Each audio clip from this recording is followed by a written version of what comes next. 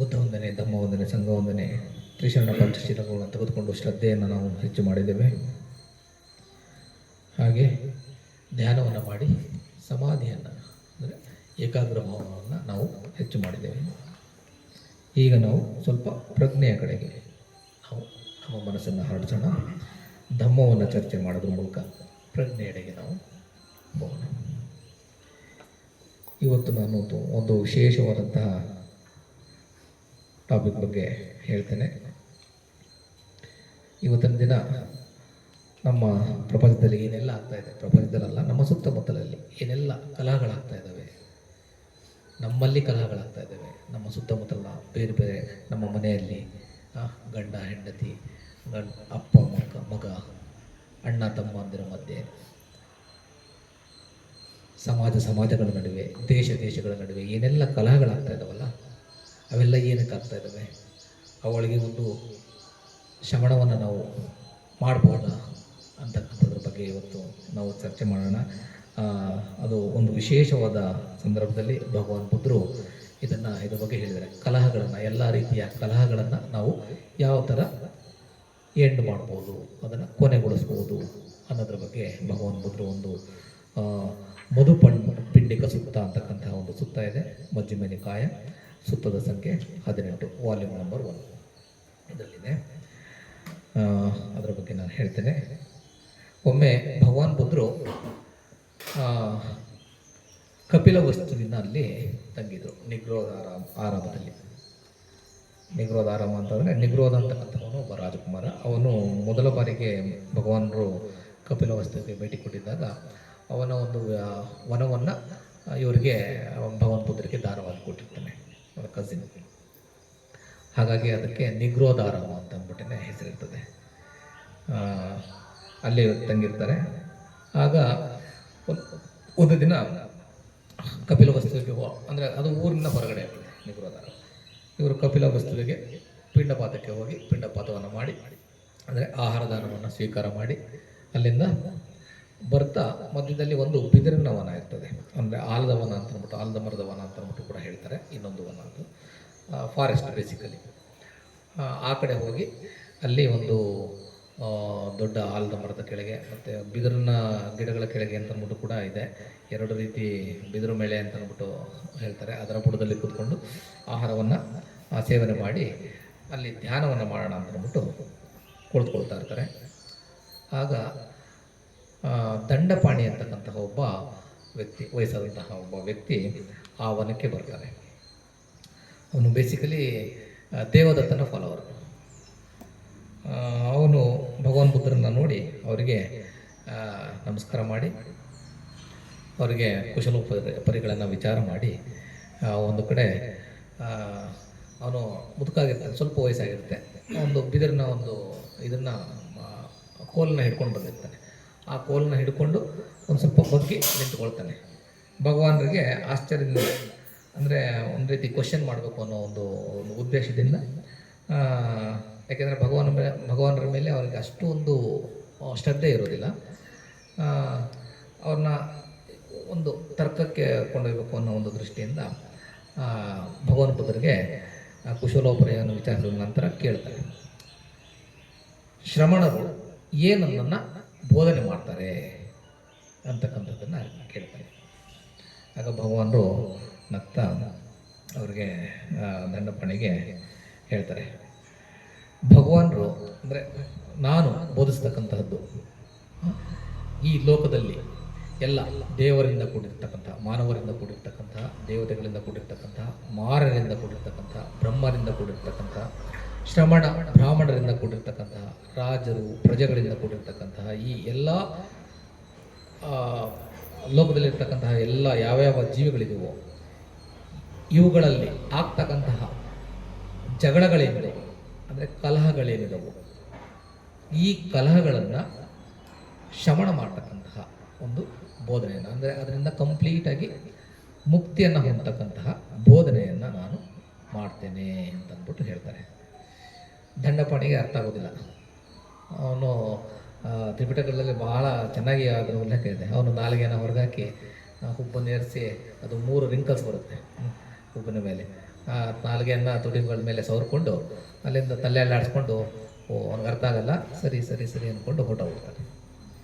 ಆಮೇಲೆ ಮತ್ತೆ ಸಂಜೆವರೆಗೆ ಭಗವಾನರು ಅಲ್ಲಿ ವನದಲ್ಲಿ ಧ್ಯಾನವನ್ನು ಮಾಡಿ ಸಂಜೆ ನಿಗ್ರೋಧಾರಾಮಕ್ಕೆ ಬರ್ತಾರೆ. ಅಲ್ಲಿ ಬಿಕ್ಕುಗಳಿರ್ತಾರೆ. ಒಂದು ಬಿಕ್ಕುಗಳ ಒಂದು ದೊಡ್ಡ ಸಮೂಹ ಇರ್ತದೆ. ಬಂದಾಗ ಭಗವಾನರು ಬರ್ತಾ ಬೇಕಾದರೆ ತುಂಬ ರೆಸ್ಪೆಕ್ಟ್ ಕೊಟ್ಟು ಭಗವಾನರಿಗೆ ಬರಮಾಡ್ಕೊಳ್ತಾರೆ. ಭಗವಾನರು ಬಿಕ್ಕುಗಳನ್ನು ಉದ್ದೇಶಿಸಿ ಆಗ ಹೇಳ್ತಾರೆ, ಇವತ್ತು ಈ ರೀತಿ ದಂಡಪಾಣಿ ನನ್ನ ಬಳಿ ಬಂದಿದ್ದ. ಅವರು ನನಗೆ ಏನನ್ನು ನಾನು ಬೋಧನೆ ಮಾಡ್ತೇನೆ ಅಂತಕ್ಕಂತಹ ಕ್ವಶನ್ನ ಕೇಳಿದ. ಆಗ ನಾನು ಈ ಥರ ನಾನು ಹೇಳಿದೆ, ಏನನ್ನು ಈ ಲೋಕದಲ್ಲಿ ಎಲ್ಲ ಅಂದರೆ ದೇವತೆಗಳಿರ್ಬೋದು, ಬ್ರಹ್ಮ ಇರ್ಬೋದು, ಮಾರ ಇರ್ಬೋದು, ಶ್ರಮಣ ಬ್ರಾಹ್ಮಣರಿರ್ಬೋದು, ಮತ್ತು ರಾಜರಿರ್ಬೋದು, ಮತ್ತು ಎಲ್ಲ ಮಾನವರಿರ್ಬೋದು, ಎಲ್ಲರಿಗೂ ಕೂಡ ಈ ಕಲಹಗಳಿಂದ, ದ್ವೇಷಗಳಿಂದ ಯಾವ ಥರ ನಾವು ಮುಕ್ತಿಯನ್ನು ಹೊಂದಬೇಕು ಅಂತಕ್ಕಂಥದ್ರ ಬಗ್ಗೆ ನಾನು ಹೇಳ್ತೇನೆ ಅಂತಕ್ಕಂಥದ್ದನ್ನು ನಾನು ಹೇಳಿದೆ ಅಂತ ಹೇಳ್ತಾರೆ. ಆಗ ಎಲ್ಲರೂ ಕೂಡ ಸರಿಯಾದದನ್ನೇ ಹೇಳಿದ್ರ ಬಂತಿದ್ದಿ ಅಂತ ಅಂದ್ಬಿಟ್ಟು ನಮಸ್ಕಾರ ಮಾಡ್ತಾರೆ. ಹಾಗಾದರೆ ಈ ಕಲಹಗಳಿಂದ ಯಾವ ಥರ ಮುಕ್ತರಾಗಬೇಕು ಅಂತಕ್ಕಂಥದ್ದನ್ನು ನಾನು ಹೇಳ್ತೇನೆ ಕೇಳಿ ಅಂತ ಅಂದ್ಬಿಟ್ಟು ಬಿಕ್ಕುಗಳಿಗೆ ಹೇಳ್ತಾರೆ. ಈ ಪ್ರಪಂಚ ಏನೆಲ್ಲ ನಡೀತಾ ಇದೆಯಲ್ಲ, ಅದು ನಡೀತಾ ಇರ್ತಕ್ಕಂಥದ್ದು ಈ ನಮ್ಮ ದೃಷ್ಟಿಕೋನಗಳಿಂದ. ನಾವು ಒಬ್ಬರನ್ನ ನೋಡ್ತೇವೆ, ನೋಡಿ ಅವ್ರನ್ನ ಜಡ್ಜ್ ಮಾಡ್ತೇವೆ, ನಮ್ಮದೇ ಆದಂತಹ ಒಂದು ದೃಷ್ಟಿಕೋನವನ್ನು ಸೃಷ್ಟಿ ಮಾಡ್ತೇವೆ. ಅದರಿಂದ ಸರಿ ತಪ್ಪುಗಳನ್ನು ನಾವು ಅಂದ್ಕೊಂಡು ಅದರ ಪ್ರಕಾರ ಈ ಪ್ರಪಂಚ ನಡೀತಾ ಇದೆ. ನೀವೆಲ್ಲ ಈಗ ಧ್ಯಾನ ಮಾಡ್ತಾ ಇದ್ದೀರಾ, ಈಗ ನಮ್ಮ ಮನಸ್ಸು ಪ್ರಶಾಂತವಾಗಿದೆ ಅಲ್ವಾ? ಯಾವುದೋ ಒಂದು ಕ್ಷಣದಲ್ಲಿ ಏನೋ ಒಂದು ಆದಾಗ ಅದಕ್ಕೆ ನಮ್ಮ ಮನಸ್ಸು ಇಮಿಡಿಯೇಟಾಗಿ ರಿಯಾಕ್ಟ್ ಮಾಡುತ್ತೆ. ಏನಾದರೂ ನಮ್ಗೆ ಇಷ್ಟ ಆಗದೆ ಇರ್ತಕ್ಕಂಥದ್ದು ಬಂತು ಅಂದರೆ ದ್ವೇಷ ಚಿತ್ತ ಬರುತ್ತೆ, ಕೋಪ ಬರುತ್ತೆ ಅಲ್ವಾ? ಬೇಡ ಬೇಡ ಅಂತಕ್ಕಂತಹ ದ್ವೇಷ ಚಿತ್ತ ಬರ್ಬೋದು ಅಲ್ವಾ? ಇದು ಎಲ್ಲರಲ್ಲೂ ಇದೆ. ಈ ಡೀಪ್ ರೂಟೆಡ್ ಡಿಫೈಲ್ಮೆಂಟ್ಸ್ ಅಂತ ಅಂದ್ಬಿಟ್ಟು ಏನಿರ್ತೀವಲ್ಲ, ಅದನ್ನು ಅನುಸಯಗಳು ಅಂತಂದ್ಬಿಟ್ಟು ಹೇಳ್ತಾರೆ ಪಳೆಯಲ್ಲಿ. ಅನುಸಯಗಳು, ಈ ಅನುಸಯಗಳು ನಮ್ಮನ್ನು ಕಂಟ್ರೋಲ್ ಮಾಡ್ತಾ ಇದ್ದಾರೆ. ಯಾವುದು ಈ ಅನುಸಯಗಳು? ಮೊದಲನೇದು ರಾಗಾನುಸಯ. 7 ರೀತಿಯ ಅನುಸಯಗಳಿದ್ದಾವೆ, ಅದನ್ನು ನೋಟ್ ಮಾಡ್ಕೊಳ್ಳಿ. ರಾಗಾನುಸಯ ಅಂದರೆ ಕಾಮರಾಗಾನುಸಯ ಅಂತ ಅಂದ್ಬಿಟ್ಟು ಕರೆಕ್ಟಾಗಿ ಹೇಳ್ಬೋದು. ಅಂದರೆ ನಾವು ಈ ಲೋಕದಲ್ಲಿ ಇರ್ತಕ್ಕಂತಹ ಕಾಮಗಳಿಗೆ, ಇಂದ್ರಿಯ ಆಸಕ್ತಿಗಳಿಗೆ ನಾವು ಅಂಟ್ಕೊಳ್ಳೋದ್ರಿಂದ ಅದು ನಮ್ಮಲ್ಲಿ ಡೀಪ್ ರೂಟೆಡ್ ಡಿಫೈಲ್ಮೆಂಟ್ ಆಗಿ ಉಳ್ಕೊಳ್ಳುತ್ತೆ. ಓಕೆ, ನಮ್ಮಲ್ಲಿ ಮೇಲ್ನೋಟಕ್ಕೆ ನಾವು ಸೂಕ್ತವಾಗಿ ಚೆನ್ನಾಗಿದ್ರು ಕೂಡ ಮನಸ್ಸಿನಲ್ಲಿ ಯಾವುದೋ ಒಂದು ಸಂದರ್ಭದಲ್ಲಿ ಅದು ಮತ್ತೆ ಹೊರಗೆ ಬರ್ತದೆ. ಇದು ಬೇಕು ಬೇಕು, ನನ್ನ ಕಣ್ಣು ಒಂದನ್ನು ನೋಡ್ತದೆ, ವಸ್ತು ಇಷ್ಟ ಆಗುತ್ತೆ, ಬೇಕು ಬೇಕು ಬೇಕು ಅಂತಕ್ಕಂಥದ್ದು, ಅಥವಾ ಬೇಡ ಬೇಡ ಬೇಡ ಅಂತಕ್ಕಂಥದ್ದು ಅನುಸಯ. ಅದೇ ರೀತಿ ಪಟಿಗಾನುಸಯ ಎರಡನೇದು, ಅಂದರೆ ರೆಸೆಂಟ್ಮೆಂಟ್, ಅಂದರೆ ವಿರೋಧಾಭಾಸಗಳು ಅಂತ ಅಂದ್ಬಿಟ್ಟು ಹೇಳ್ಬೋದು. ನಾವು ನೋಡಿದ್ದೆಲ್ಲವನ್ನು ಬೇರೆಯವರು ಇಷ್ಟಪಡ್ತಾರಾ? ವಿರೋಧಗಳು ಇದ್ದೇ ಇರುತ್ತೆ. ಈ ವಿರೋಧಾಭಾಸಗಳು ಅದಕ್ಕೆ ಕೊನೆಯೇ ಇಲ್ಲ. ಅದು ಪ್ರತಿ ಹಂತದಲ್ಲೂ ಕೂಡ ನಮ್ಮಲ್ಲಿ ಸೂಕ್ತವಾಗಿದೆ. ನಾವು ಒಳ್ಳೆಯದನ್ನು ನೋಡಿದಾಗಲೂ ಕೂಡ ಆ ವ್ಯಕ್ತಿ ನಮ್ಗೆ ಇಷ್ಟ ಆಗಿಲ್ಲ ಅಂತಂದರೆ ಸಡನ್ನಾಗಿ ನಾವು ಒಪ್ಕೊಳ್ಳೋದಿಲ್ಲ ಅದನ್ನು. ಅದರಲ್ಲಿ ವಿರೋಧಾಭಾಸವನ್ನು ನಾವು ನೋಡ್ತೇವೆ. ಓಕೆ, ಈ ವಿರೋಧಾಭಾಸಗಳು ಅದು ವಿರೋಧಾನುಸಯ ಅಂತಂದರೆ ಪಟಿಗನ್ನಾನುಸಯ ಅಂತ ಅಂದ್ಬಿಟ್ಟು ಹೇಳ್ತಾರೆ, ರೆಸೆಂಟ್ಮೆಂಟ್. ಅದು ಎರಡನೇದು. ಮೂರನೇದು ದಿಟ್ಟಾನುಸಯ. ದಿಟ್ಟಾನುಸಯ ಆಗಲೇ ಹೇಳಿದೆ ನಾನು. ನಾವು ಏನೋ ಒಂದನ್ನು ನೋಡ್ತೇವೆ, ನೋಡಿ ನಾವು ನಮ್ಮದೇ ಆದ ರೀತಿಯಲ್ಲಿ ಅದನ್ನು ಗ್ರಹಿಸ್ತೇವೆ. ಗ್ರಹಿಸಿ ಅದ್ರ ಬಗ್ಗೆನೇ ಯೋಚನೆ ಮಾಡ್ತೇವೆ. ಯೋಚನೆ ಮಾಡಿ ಅದ್ರ ಬಗ್ಗೆ ಒಂದು ದೃಷ್ಟಿಯನ್ನು ಸೃಷ್ಟಿ ಮಾಡ್ತೇವೆ. ಸೃಷ್ಟಿ ಮಾಡಿಕೊಂಡು ಆ ದೃಷ್ಟಿಗೆ ನಾವು ಅಂಟ್ಕೊಳ್ತೀವಿ. ಅಂಟ್ಕೊಂಡಾಗ ಏನಾಗ್ತದೆ? ಅದೇ ಸರಿ, ನಾನು ಏನು ಅಂದ್ಕೊಂಡಿರ್ತೀನಿ ಆ ದೃಷ್ಟಿನೇ ಸರಿ, ಬೇರೆಯವ್ರು ಏನು ಅಂದ್ಕೊಳ್ತಾರಲ್ಲ ಅದು ತಪ್ಪು ಅಂತಕ್ಕಂತಹ ಒಂದು ಜಡ್ಜ್ಮೆಂಟ್ಗೆ ಬಂದ್ಬಿಡ್ತೇವೆ ಅಲ್ವಾ? ಇದು ಪ್ರತಿ ಕ್ಷಣ ಎಲ್ಲರಲ್ಲೂ ಆಗ್ತಾ ಇರ್ತಕ್ಕಂಥದ್ದು. ಕೆಲವರು ಅಂದ್ಕೊಳ್ತಾರೆ, ಕೆಲವರು ಈ ರೀತಿ ಒಂದು ವ್ಯೂನ ಕ್ರಿಯೇಟ್ ಮಾಡಿ ನಾನು ಸುಪೀರಿಯರ್ ಅಂತಕ್ಕಂಥ ಒಂದು ದೃಷ್ಟಿಕೋನವನ್ನು ಸೃಷ್ಟಿ ಮಾಡ್ಕೊಬಿಡ್ತಾರೆ. ನಾನು ಏನು ಯೋಚನೆ ಮಾಡ್ತೀನಲ್ಲ ಅದಷ್ಟೇ ಸರಿ, ಬೇರೆಯವರು ಏನು ಯೋಚನೆ ಮಾಡ್ತಾ ಇದ್ದಾರೆ ಅದು ತಪ್ಪು ಅಂತಕ್ಕಂಥ ಒಂದು ಭಾವನೆಗಳಿಗೆ ಬಂದ್ಬಿಡ್ತಾರೆ. ಇದು ದಿಟ್ಟಾನುಸಯ. ಓಕೆ, ದೃಷ್ಟಿಕೋನಗಳಿಗೆ ಅಂಟುಕೊಂಡು ಆ ಡಿಫೈಲ್ಮೆಂಟ್ಸ್ ಅದು ಡೀಪ್ ರೂಟೆಡ್ ಆಗಿ ಪ್ರತಿಯೊಬ್ಬರಲ್ಲೂ ಇದ್ದೇ ಇರುತ್ತೆ. ಅದೇ ಥರ ಭವರಾಗಾನುಸಯ, ನಾಲ್ಕನೇದು ಭವರಾಗಾನುಸಯ. ಅಂದರೆ ಈ ಎಕ್ಸಿಸ್ಟೆನ್ಸ್ಗೆ ನಾವು ಅಂಟ್ಕೊಳ್ತಕ್ಕಂಥದ್ದು. ಇರುವಿಕೆಗೆ ನಾನು ಪರ್ಮನೆಂಟ್. ಆದರೆ ನಾವು ಪರ್ಮನೆಂಟಾ? ಇವತ್ತು ನಾವು ಏನು ಧ್ಯಾನ ಮಾಡ್ತೀವಲ್ಲ, ಪ್ರತಿ ಕ್ಷಣ ನಾವು ಒಂದು ಕ್ಷಣದ ಹಿಂದೆ ಇದ್ದಂತಹ ಜಗನ್ನಾಥ್ ಈಗಿಲ್ಲ. ಪ್ರತಿ ಕ್ಷಣ millions of cells are dying, millions of cells reborn ಅಲ್ವಾ? ಈ ಸತ್ಯವನ್ನು ನಾವು ನೋಡೋದಿಲ್ಲ. ಯಾಕೆಂತಂದ್ರೆ ಅದು ಕಂಟಿನ್ಯೂಸ್ ಆಗಿ ಆ ಫ್ಲೋ ತುಂಬ ಫಾಸ್ಟಾಗಿ ಹರಿತಾ ಇದೆ. ಹಾಗಾಗಿ ಅದನ್ನು ಗ್ರಹಿಸಲಿಕ್ಕೆ ನಮ್ಮ ಮನಸ್ಸನ್ನು ನಾವು ಆ ಒಂದು ಹಂತಕ್ಕೆ ತೆಗೆದುಕೊಂಡು ಹೋಗಿಲ್ಲ. ಅದು ಗೊತ್ತಾಗ್ತದೆ, ನಾವು ಆ ಮನಸ್ಸನ್ನು ಆ ಹಂತಕ್ಕೆ ತೆಗೆದುಕೊಂಡು ಹೋದರೆ ನಮಗೆ ಅರಿವು ಬರ್ತದೆ. ಆದರೆ ನಾವು ಆ ಪ್ರಯತ್ನವನ್ನು ಯಾವತ್ತೂ ಕೂಡ ಮಾಡಿಲ್ಲ. ನಾವು ಯಾವಾಗಲೂ ಕೂಡ ಬೇರೆ ಹೊರಗಿನ ಪ್ರಪಂಚದಲ್ಲಿ ನಾವು ಇರಲಿಕ್ಕೆ ಪ್ರಯತ್ನ ಪಡ್ತೇವೆ ಹೊರತು ನಮ್ಮ ಪ್ರಪಂಚವನ್ನು ನಾವು ನೋಡಲಿಕ್ಕೆ ಪ್ರಯತ್ನ ಪಡೋದಿಲ್ಲ ಅಲ್ವಾ? ಈ ಇರುವಿಕೆಗೆ ಅಂಟುಕೊಳ್ತಕ್ಕಂಥದ್ದು ಭವ ರಾಗಾನುಸಯ ಅಂತ ಅಂದ್ಬಿಟ್ಟು ಹೇಳ್ತಾರೆ. ಮತ್ತು 5ನೇದು ವಿಚಿಕಿಚ್ಚ ಅನುಸಯ ಅಂತಂದರೆ doubts, sceptical doubts, speculative doubts. ಈ ಡೌಟ್ಸಿಂದ ಏನಾಗ್ತದೆ, ನಮಗೆ ಡೌಟ್ಸ್ ಬಂದಾಗ ಅದನ್ನು ನಾವು ಬೇರೆಯವ್ರ ಹತ್ರ ಹೇಳ್ಕೊಂಡಾಗ ಅದು ಸೇಮ್ ಮ್ಯೂಚುವಲಾಗಿ ನನಗೇನು ಬೇಕೋ ಅದೇ ಕ್ಲಾರಿಫಿಕೇಶನ್ ಸಿಕ್ತು ಅಂತಂದ್ರೆ ನಾವು ಒಪ್ಕೋತೀವಿ. ಇಲ್ಲ ಅಂತಂದ್ರೆ ಏನು ಮಾಡ್ಕೊಳ್ತೀವಿ? ಒಪ್ಕೊಳ್ಳಲ್ಲ. ಅಲ್ಲಿ ಏನಾಗ್ತದೆ, ಮಿಸ್ಅಂಡರ್ಸ್ಟ್ಯಾಂಡಿಂಗ್ ಸ್ಟಾರ್ಟ್ ಆಗುತ್ತೆ ಅಲ್ವಾ? ಪ್ರತಿ ಕ್ಷಣ ಎಲ್ಲರಲ್ಲೂ ಕೂಡ ಇದು ಆಗ್ತಾ ಇರ್ತಕ್ಕಂಥದ್ದು ಸೂಕ್ತವಾಗಿರುತ್ತೆ. ಯಾವಾಗ ಕಂಡೀಷನ್ಸು ಫೇವರ್ ಬರ್ತದೆ ಅಂದರೆ, ಯಾರಿಗೆ ಒಂದು ಡೌಟ್ ಬಂದು ನಾನೇನೋ ಒಂದು ಕೇಳ್ತೀನಿ, ಅದು ನನಗೆ ಸರಿಯಾಗಿ ಬೇಕಾದಂತಹ ಉತ್ತರ ಸಿಕ್ಕಿದ್ರೆ ನಂಗೆ ಸಮಾಧಾನ ಆಗ್ತದೆ. ಇಲ್ಲ ಅಂತಂದರೆ ಸತ್ಯಕ್ಕನುಸಾರ ಇತ್ತು ಅಂತಂದರೆ ನಾವು ಒಪ್ಕೊಳ್ಳೋದಿಲ್ಲ, ಮನಸ್ಸು ಅಷ್ಟು ಈಸಿಯಾಗಿ ಒಪ್ಕೊಳ್ಳೋದಿಲ್ಲ ಸಡನ್ನಾಗಿ. ಇದು ವಿಚಿಕಿಚ್ಛಾನುಸಯ. ಅದೇ ಥರ ಮಾಣಾನುಸಯ. ಮಾಣಾನುಸಯ ಅಂತಂದರೆ, ಮಾಣ ಅಂತಂದರೆ ಅಹಂಕಾರ, ಕನ್ಸೀಟ್, ಅಹಂಕಾರ. ಈ ಮಾಣ ಅಂತಕ್ಕಂಥದ್ದು ಯಾಕೆ ಬರ್ತದೆ?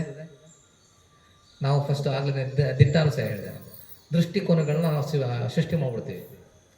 ಸೃಷ್ಟಿ ಮಾಡ್ಬಿಟ್ಟು ಏನು ಮಾಡ್ತೀವಿ, ಅದಕ್ಕೆ ಹಿಡ್ಕೊಳ್ತೀವಿ. ಒಂದು ಪರ್ಸೀವ್ ಮಾಡಿ, ಒಂದು ದೃಷ್ಟಿಕೋನವನ್ನು ಸೃಷ್ಟಿ ಮಾಡಿ ಇದು ಸರಿ ಅಂತಕ್ಕಂಥದ್ದನ್ನು ನಾವು ಜಡ್ಜ್ ಮಾಡಿ ಇದೇ ಸರಿ ಅಂತಕ್ಕಂಥದ್ದನ್ನು ಹಿಡ್ಕೊಬಿಡ್ತೀವಿ. ಅದು ಆ ಸರಿ ಅಂತಕ್ಕಂತಹ ಏನಿದೆಯಲ್ಲ, ಅದು ನಾನು ಅಂದ್ಕೊಂಡಿರ್ತಕ್ಕಂಥದ್ದು ಮಾತ್ರ ಸರಿ ಅಂತಕ್ಕಂಥದ್ದಕ್ಕೆ ಹಿಡ್ಕೊಡ್ತೀವಿ. ಬೇರೆ ಅಂದ್ಕೊಳ್ತಕ್ಕಂಥದ್ದು ತಪ್ಪು. ಅವರ ಗ್ರಹಿಕೆ ಬೇರೆ, ನನ್ನ ಗ್ರಹಿಕೆ ಬೇರೆ ಅಂತಕ್ಕಂಥದ್ದನ್ನು ನಾವು ನೋಡೋದಿಲ್ಲ. ನಾನೇನು ಗ್ರಹಿಸಿದ್ದೇನೆ, ನಾನೇನು ಜಡ್ಜ್ ಮಾಡಿದ್ದೇನೆ ಅದು ಮಾತ್ರ ಸರಿ ಅಂತಕ್ಕಂಥದ್ದು ಬಂದಾಗ ನಮ್ಮಲ್ಲಿ ಮಾಣ ಬರುತ್ತೆ. ಆಗಲೇ ಹೇಳಿದ್ನಲ್ಲ, ಮಾಣ ಅಂತಕ್ಕಂಥದ್ದು 3 ರೀತಿಯ ಮಾಣ. ಒಂದು ಸುಪೀರಿಯಾರಿಟಿ ಕಾಂಪ್ಲೆಕ್ಸ್ ಅಂತಂದರೆ ನಾನೇ ಶ್ರೇಷ್ಠ. 2ನೇದು ನಾನು ಈಕ್ವಲ್, ನಾನು ಇನ್ನೊಬ್ಬರಿಗಿಂತ ಶ್ರೇಷ್ಠ ಅಂತಕ್ಕಂಥದ್ದು ಒಂದು. ಇನ್ನೊಂದು ನಾನು ಅವನಿಗಿಂತ ಏನು ಕಡಿಮೆ ಇಲ್ಲ, ನಾನು ಅವನು ಸೇಮ್. ಅದೂ ಕೂಡ ಅವರು ಇನ್ನೊಬ್ಬರೇ, ನಾನೇ ಆ ಒಂದು ಕಾನ್ಸೆಪ್ಟ್ ನಮಗೆ ಬರೋದಿಲ್ಲ. ನಾನು ಈಕ್ವಲ್ ಅಂತ ಅಂದ್ಬಿಟ್ಟು ನೋಡ್ತಾ ಇರ್ತೀವಿ, ಇಲ್ಲ ನಾನು ಅವ್ರಿಗಿಂತ ಸುಪೀರಿಯರ್ ಅಂತ ಅಂದ್ಬಿಟ್ಟು ನೋಡ್ತಾ ಇರ್ತೀವಿ, ಅಥವಾ ಇನ್ನೊಬ್ಬರಿಗಿಂತ ನಾನು ಕೀಳು ಅಂತ ಅಂದ್ಬಿಟ್ಟು ನೋಡ್ತಾ ಇರ್ತೀನಿ. ಓಕೆ, ಅದಕ್ಕೆ ಮೊದಲನೇದು ಅದಕ್ಕೆ 3 ಇದಿದೆ ಆ್ಯಕ್ಚುಲಿ. ಸೊ ಅತಿಮಾನ, ಸರಿಸಮಾನ ಮತ್ತು ಹೀನಮಾನ. ಅತಿಮಾನ ಅಂತಂದರೆ ನಾನೇ ಗ್ರೇಟ್ ಅಂತಕ್ಕಂತಹ ಒಂದು ಕಾನ್ಸೆಪ್ಟನ್ನು ನಾವು ಸೃಷ್ಟಿ ಮಾಡ್ಕೊಳ್ತಕ್ಕಂಥದ್ದು. ಸರಿಸಮಾನ ಅಂದರೆ ನಾನು ಅವ್ರಿಗೆ ಈಕ್ವಲ್ ಅಂತಕ್ಕಂಥದ್ದನ್ನು ಸರಿ ಮಾಡ್ಕೊಳ್ತೀನಿ ಅಂಥದ್ದನ್ನು ಅಂದ್ಕೊಳ್ತಕ್ಕಂಥದ್ದು. ಮತ್ತು ಹೀನಮಾನ ಅಂದರೆ ನಾನು ಇನ್ನೊಬ್ಬರಿಗಿಂತ ಕೀಳು ಅಂತಕ್ಕಂಥದ್ದನ್ನು ನಾವು ಅಂದ್ಕೊಳ್ತಕ್ಕಂಥದ್ದು. ಇವು 3 ಕೂಡ ನಾವೇ, ಇನ್ನೊಬ್ಬರೇ. ಸೊ ನಾವು ಇನ್ನೊಬ್ಬರನ್ನ ಅವ್ರು ಹೇಗಿದ್ದಾರೆ ಹಾಗೇ ನೋಡ್ತಕ್ಕಂತಹ ಪ್ರಯತ್ನವನ್ನು ನಾವು ಮಾಡಬೇಕು. ಈ ಮಾಣಾನುಸಯ ಅಂತಕ್ಕಂಥದ್ದು ಕೂಡ ನಮ್ಮಲ್ಲಿ ಸೂಕ್ತವಾಗಿರ್ತದೆ. ಕೊನೆಯದು 7ನೇದು ಅವಿಜ್ಜಾನುಸಯ. ಅವಿಜ್ಜಾನುಸಯ ಅಂತಂದರೆ ಅಜ್ಞಾನ. ಇವೆಲ್ಲ ಇದ್ದಾಗ ನಮ್ಗೆ ಎಲ್ಲಿಂದ ಜ್ಞಾನ ಉದಯ ಆಗುತ್ತೆ? ಇಷ್ಟೆಲ್ಲ ಇದ್ದಾಗ ಮೊದಲನೇದೇನು ಕಾಮರಾಗಾನುಸಯ, ಕಾಮಕ್ಕೆ ಅಂಟ್ಕೊಂಡಾಗ, ಮತ್ತು ಈ ವಿರೋಧಾಭಾಸಗಳಿಗೆ ಅಂಟ್ಕೊಂಡಾಗ, ಮತ್ತು ದೃಷ್ಟಿಕೋನಗಳಿಗೆ ಅಂಟ್ಕೊಂಡಾಗ, ಭವಕ್ಕೆ ಅಂಟ್ಕೊಂಡಾಗ, ಇರುವಿಕೆಗೆ ಅಂಟ್ಕೊಂಡಾಗ, ಮತ್ತು ಡೌಟ್ಸ್ಗೆ ಅಂಟ್ಕೊಂಡಾಗ, ಮತ್ತು ನಾನು ಅಂತಕ್ಕಂಥದ್ದು ಅಂಟ್ಕೊಂಡಾಗ ನಮಗೆ ಜ್ಞಾನ ಎಲ್ಲಿಂದ ಉದಯ ಆಗುತ್ತೆ? ಬಿಟ್ಟರೆ ಮಾತ್ರ ಜ್ಞಾನ ಅಲ್ವಾ? ಇದನ್ನೆಲ್ಲ ಬಿಟ್ಟಾಗ ಮಾತ್ರ ಜ್ಞಾನ ಬರುತ್ತೆ. ಅವಿಜ್ಜಾನುಸಯ. ಇವು 7. ಈ ಅನುಸಯಗಳಿಗೆ ನಾವು ನಮ್ಮಲ್ಲಿ ಸೂಕ್ತವಾಗಿ ಇರೋದ್ರಿಂದ ಏನಾಗ್ತಾ ಇದೆ, ಪ್ರಪಂಚದಲ್ಲಿ ಕಲಹಗಳಾಗ್ತಾ ಇದ್ದಾವೆ ಪ್ರತಿ ಕ್ಷಣ. ಈ ಯಾವುದೇ ಕಲಹಗಳನ್ನು ತೆಗೆದುಕೊಳ್ಳಿ, ಈ 7ರಲ್ಲೇ ಯಾವುದಾದ್ರು ಒಂದಿರುತ್ತದೆ. ಅದು ಹೆಚ್ಚಿನ ಭಾಗ ಈ ಕಾಮರಾಗ ಅನುಸಯ ಮತ್ತು ದಿಟ್ಟ ಅನುಸಯದಿಂದಲೇ ಹೆಚ್ಚಿನ ಭಾಗ.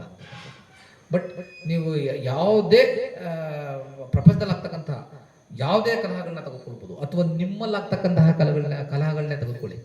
ನಿಮ್ಮ ಮನೆಯಲ್ಲಿ ಗಂಡ ಹೆಂಡತಿ ನಡುವೆ ಭಿನ್ನಾಭಿಪ್ರಾಯಗಳು ಬರ್ತವೆ, ಅಲ್ವಾ? ಏನಕ್ಕಾಗ್ತದೆ ಈ ಭಿನ್ನಾಭಿಪ್ರಾಯಗಳು? ಏನಕ್ಕೆ ಬರ್ತವೆ? ಇವಿಷ್ಟಲ್ಲೇ ಹುಡುಕಿ, ಆ ಕಾರಣಗಳನ್ನ ಹುಡುಕಿ, ಇವಿಷ್ಟಲ್ಲೇ ಸಿಗುತ್ತೆ.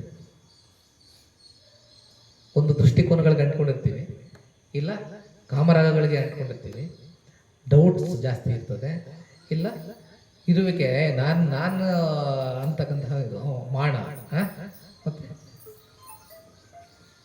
ಇನ್ನೊಂದು ಪಟ್ಟಿಗೆ ಅಂದರೆ ವಿರೋಧಾಭಾಸಗಳು. ಅದನ್ನು ನಾವು ವಿರೋಧಾಭಾಸಗಳನ್ನ ನೋಡೋದಿಲ್ಲ. ಇವಿಷ್ಟು ಕಂಡುಕೊಳ್ಳೋದ್ರಿಂದ ನಮ್ಮಲ್ಲಿ ಕಲಹಗಳು, ಮನೆಗಳಲ್ಲಿ ಕಲಹಗಳು, ಮಕ್ಕಳಲ್ಲಿ ಕಲಹಗಳು, ಅಣ್ಣ ತಮ್ಮಂದಿರ ನಡುವೆ ಕಲಹಗಳು, ನೆರೆಹೊರೆಯವರಲ್ಲಿ ಕಲಹಗಳು, ಪ್ರಪಂಚದಲ್ಲಿ ಕಲಹಗಳು, ಏನೆಲ್ಲ ಆಗ್ತದೆ. ಇಷ್ಟರಿಂದನೇ ಆಗ್ತಾರದಲ್ವಾ? ಕರೆಕ್ಟಾಗಿ ನೀವು ಅಬ್ಸರ್ವ್ ಮಾಡಿದ್ರೆ ಇವು 7ರಿಂದನೇ ಎಲ್ಲ ಕಲಹಗಳಾಗ್ತಾರಲ್ಲ. ಭಗವಾನ್ ಬುದ್ಧರು ಏನು ಮಾಡ್ತಾರೆ, ಇಷ್ಟನ್ನ ಹೇಳಿ ನಾವು ಯಾವಾಗ ಈ ಅನುಸಯಗಳನ್ನ ನಾವು ಬಿಡ್ತೀವೋ ಆವಾಗ ನಾವು ಕಲಹಗಳಿಂದ ಮುಕ್ತರಾಗ್ತೀವಿ ಅಂತ ಅಂದ್ಬಿಟ್ಟು ಹೇಳ್ಬಿಟ್ಟು ಒಯ್ದು ಹೊರಟೋಗ್ಬಿಡ್ತಾರೆ. ಆಗ ಬಿಕ್ಕುಗಳಿಗೆ ಏನಾಗೋಗ್ತದೆ, ಅರ್ಥ ಆಗಲ್ಲ. ಇದಿಷ್ಟನ್ನು ಹೇಳ್ಬಿಟ್ಟು ಹೊರಟೋಗ್ತಾರೆ. ಈಗ ಎಷ್ಟು ಜನಕ್ಕೆ ಅರ್ಥ ಆಯಿತು ಇದು ಹೆಂಗೆ ಕೆಲಸ ಮಾಡ್ತಾವೆ ಅಂತ ಅಂದ್ಬಿಟ್ಟು ಅರ್ಥ ಆಯ್ತಾ? ಇವಿಷ್ಟು ಹೆಸರುಗಳು ಗೊತ್ತಾಯ್ತು, ಬಟ್ ಇವು ಯಾವ ಥರ ಕೆಲಸ ಮಾಡ್ತವೆ, ಅದರಿಂದ ಹೊರಗೆ ಹೆಂಗೆ ಬರೋದು, ಇದನ್ನ ಕಡಿಮೆ ಮಾಡಬೇಕು ಅಂತ ಅಂದ್ಬಿಟ್ಟು ಹೇಳಿದ್ರು ಹೊರಟೋದು. ಅರ್ಥ ಆಗಿದೆಯಾ? ಇಲ್ಲ ಅಲ್ವಾ? ಈ ಆಶಯಗಳು ಆಶಯಗಳಲ್ಲ, ಅನುಸಯಗಳು ಯಾವ ಥರ ಕೆಲಸ ಮಾಡ್ತವೆ ಅನ್ನೋದು ಗೊತ್ತಾಗಲಿಲ್ಲ ಅವ್ರಿಗೆ. ಆ ಕೆಲಸ ಹೆಂಗೆ ಮಾಡ್ತದೆ ಅಂತ ಗೊತ್ತಾದ್ರೂ ಮಾತ್ರನೇ ನಾವು ಅದನ್ನು ಹೊರಗೆ ತೆಗಿಲಿಕ್ಕೆ ಸಾಧ್ಯ ಅಲ್ವಾ? ಅವ್ರು ಕನ್ಫ್ಯೂಸ್ ಆಗೋಗ್ತದೆ, ತೊಗೊಂಡ್ಬಂದ್ರು ಹೊರಟೋಗ್ತಾರೆ. ಆಮೇಲೆ ಯೋಚನೆ ಮಾಡ್ತಾರೆ, ಈಗ ನಮಗೆ ಕಂಪ್ಲೀಟಾಗಿ ಅರ್ಥ ಆಗಿಲ್ಲ, ನಾವು ಇದನ್ನು ಯಾರ ಹತ್ರ ಕೇಳೋದು, ಯಾರ ಹತ್ರ ಕ್ಲಾರಿಫೈ ಮಾಡ್ಕೊಳ್ಳೋದು ಅಂತ ಅಂದ್ಬಿಟ್ಟು ಅವರು ಭಗವಾನ್ ಬುದ್ಧರಿಗೆ ಕೇಳಿದರೆ ಹೇಳ್ತಾ ಇದ್ರು, ಆದರೆ ಕೇಳಲಿಲ್ಲ, ಔಟ್ ಆಫ್ ರೆಸ್ಪೆಕ್ಟ್. ನೆಕ್ಸ್ಟು ಯೋಚನೆ ಮಾಡ್ತಾ ಇರ್ಬೇಕಾದ್ರೆ ಅಲ್ಲಿ